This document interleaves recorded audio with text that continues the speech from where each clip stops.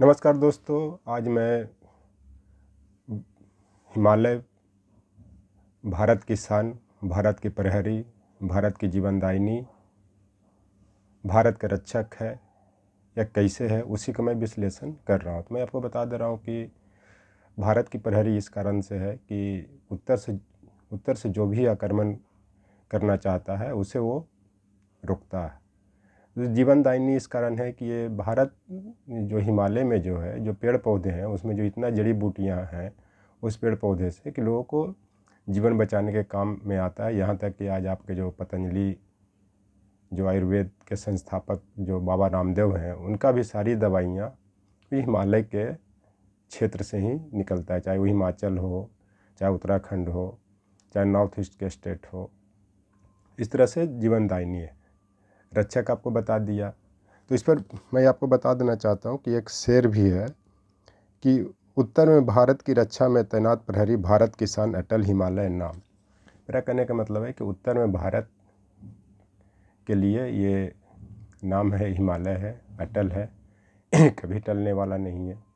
लेकिन आज इस हिमालय को चाइना किस तरह से बर्बाद कर रहा है, ये किसी से छिपी हुई बात नहीं है।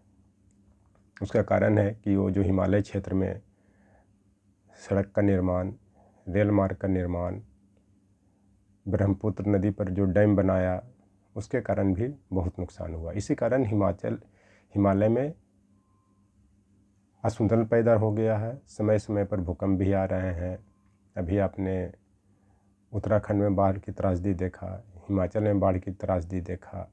इसको जलवायु परिवर्तन से भी जोड़ सकते हैं। तो इस तरह से किस तरह चाइना जो है हिमालय को ध्वस्त कर रहा है, ये अपने विज्ञान और प्रौद्योगिकी के बल पर, चूँकि वो जो जितना भी उसका विकास हो रहा है वो मुख्य रूप से उसका असर मुख्य रूप से हिमालय पर ही पड़ रहा है। तो इस पर भी एक मैं शेर आपको बता देना चाहता हूँ। विज्ञान का प्रदूषण ध्वंस भीषण उगलता रहा और हिमालय का गौरव धीरे धीरे पिघलता रहा। विज्ञान का जो रिसर्च है या जो डेवलपमेंट है, वो किस तरह से हिमालय को ध्वंस कर रहा है और किस तरह हिमालय पिघलता जा रहा है। अभी देखें कि कुछ दिन पहले आपका सिक्किम में भी बाढ़ आया। सिक्किम भी चाइना से ज़्यादा दूरी पर नहीं है।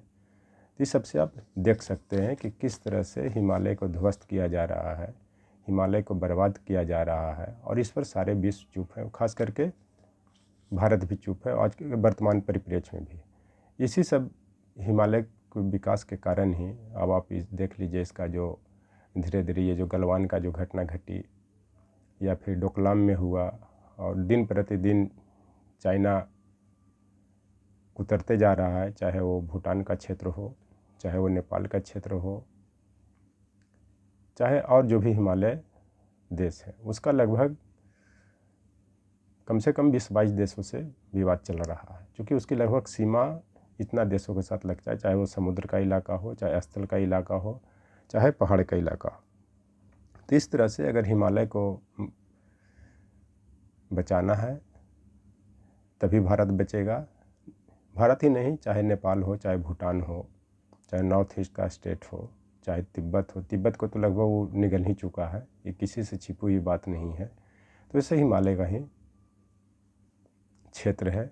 और हिमालय में एक चीज़ और मैं बता देना चाहता हूँ कि हिमालय का जो आज भारतीय इतिहास उठा के देख लीजिए, हिमालय का जो महत्व भारत के लिए है, जितने भी आक्रमणकारी आए, कोई भी हिमालय की तरफ से नहीं आया। किसी को हिम्मत नहीं हुई उतनी चढ़ाई करने की या बर्फ़ से मुकाबला करने की। जो आए, जो खैबर पास से, जो अफ़गानिस्तान और पाकिस्तान के आसपास में पड़ता है, उसी क्षेत्र से आए।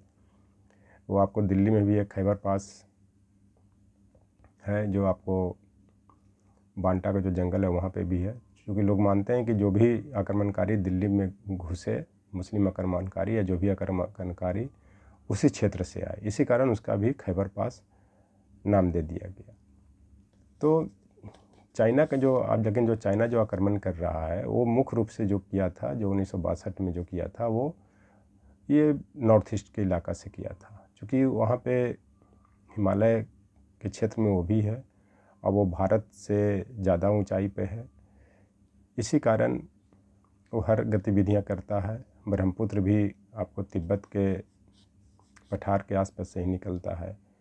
इसी कारण वो वहाँ पे डैम बना करके वो चाहता है कि भारत को इससे परेशान किया जाए कि कब डैम से पानी कितना छोड़ दिया जाए, ताकि भारत का जो इलाका जो है निचले इलाका है वो डूब जाए।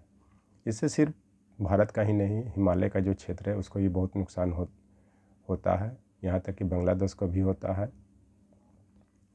तो इस तरह से जो हिमालय का जो महत्व है भारत के परिप्रेक्ष्य में, उसको कम करके नहीं आंका जाता, नहीं कम करके नहीं आंका जा सकता।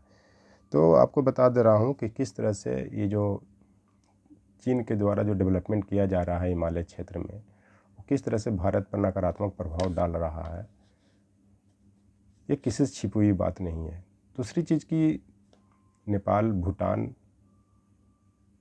जैसे देशों में इतना ताकत नहीं है कि वो चाइना का मुकाबला कर सके। अगर मुकाबला कोई कर सकता है तो भारत ही कर सकता है, और भारत इसको समय समय पर जवाब दे भी रहा है। तो इस पर एक कहावत भी है कि खेत खाई गधा मार पिटाई जुलाहा। कहने का मतलब कि सारी गलती चीन की है, लेकिन उसका परिणाम कौन भुगत रहा है? नेपाल, भूटान, भारत। ये किसी से छिपी हुई बात नहीं है। और किस तरह से हिमालय को बर्बाद किया जा रहा है, उसका सिर्फ एक बहाना है कि मैं डेवलपमेंट कर रहा हूँ। उसको सिर्फ ये है कि इसको ख़त्म कर देना है। भारत का जो नॉर्थ ईस्ट का इलाका है उसको ख़त्म करना चाहता है, नेपाल को ख़त्म करना चाहता है, भूटान को ख़त्म करना चाहता है।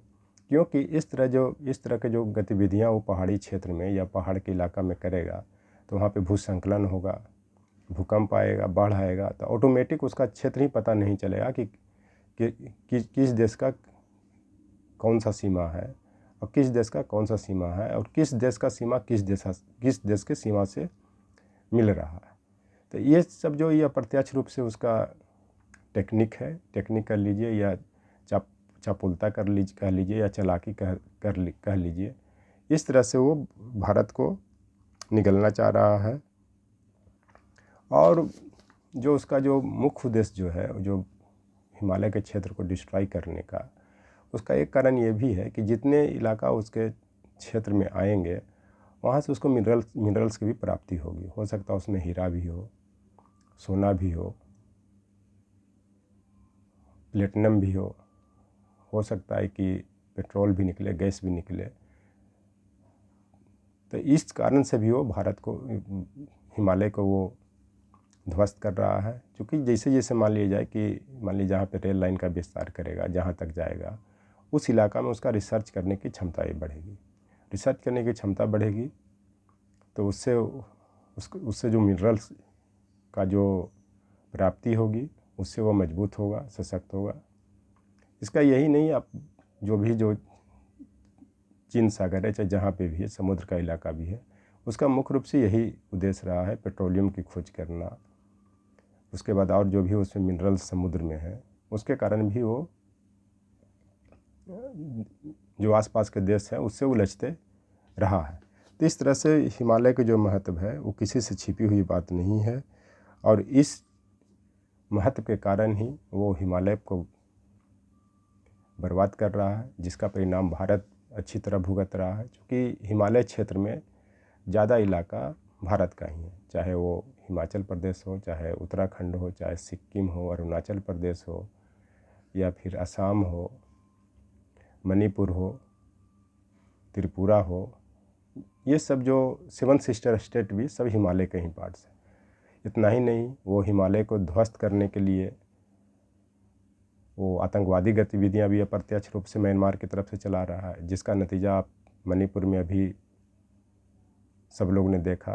कुकी मतई को लेकर कि जितने भी आतंकवादी आए वहाँ से जो थाना से जो पुलिस बल से जो आर्म्स लूट कर लेकर चले गए, वो कोई भारत के कुकी या मतई नहीं थे, सब म्यांमार की ओर से ही चीन के बहकावे में आए और इस तरह की घटना की। क्योंकि भारत और जो म्यांमार का जो क्षेत्र है 16 किलोमीटर तक आने जाने के लिए कोई परमिट की ज़रूरत नहीं है, क्योंकि ये सब कुकी और मतई बहुल इलाका है। लेकिन उसका परिणाम कौन भुगत रहा है? भारत भुगत रहा है।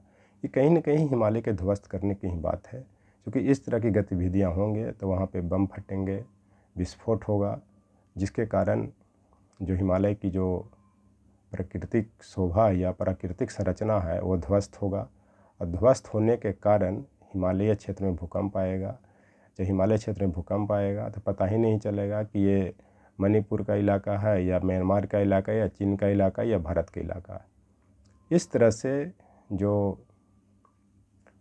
चाइना का जो नीति है वो हिमालय को ध्वस्त करके जो भी नेपाल, भूटान, भारत को जो सीमाएं हैं जो चाइना से लगते हैं उसको अपने मिला लेने का है। तो इस कारण मैं भारत सरकार से अनुरोध करता हूँ, देशवासियों से अनुरोध करता हूँ कि किसी भी कीमत पर हिमालय को बचाना है, तभी भारत बचेगा, तभी हम बचेंगे, तभी ये देश बचेगा। जब देश बचेगा तभी हम बचेंगे। इसी के साथ मैं आज दीपावली के शुभ अवसर पर सारे देशवासियों को दीपावली की शुभकामना देता